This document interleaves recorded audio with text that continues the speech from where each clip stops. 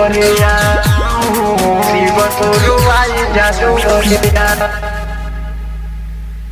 शिव गाए बुझा परेशानी सुना रजिया हमार हो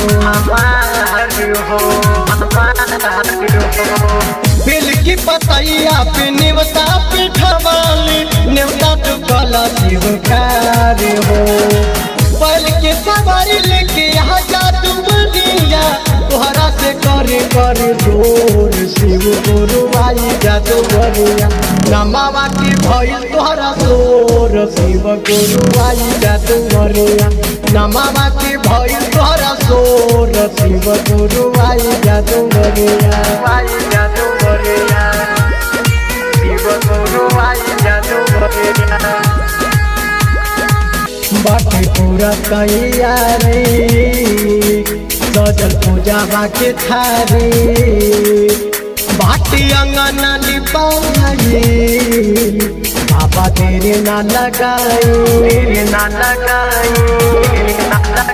बाटी पूरा तैयारी सजल पूजा बाके थारी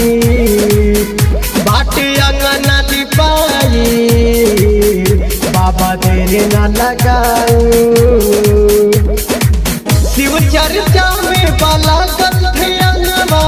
करल मनवा थोर शिव गुरु आई जादूगरिया नमावा के भइल तोहरा सोर शिव गुरु आई जादूगरिया नमावा के भइल तोहरा सोर शिव गुरु आई जादूगरिया आई जादूगरिया शिव गुरु आई जादूगरिया। शिव गुरु बाबा आई आके आसन लगाए जो है सब नर नारी आके ललका पुराए शिव गुरु बाबा आई आके आसन लगाए जो है सब नर नारी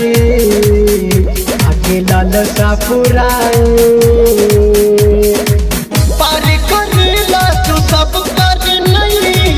तोहरा से कही कर जोर शिव गुरु आई जादूगरिया नमावा के भइल तोहरा सोर शिव गुरु आई जादूगरिया नमावा के भइल तोहरा सोर शिव गुरु आई जादूगरिया आई जादूगरिया शिव गुरु आई जादूगरिया।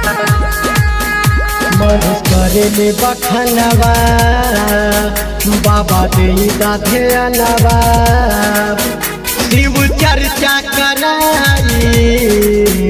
हम अपने हे अंगनवा मन करे बखनवा बाबा दे दाथे अनवा शिव चर्चा कराई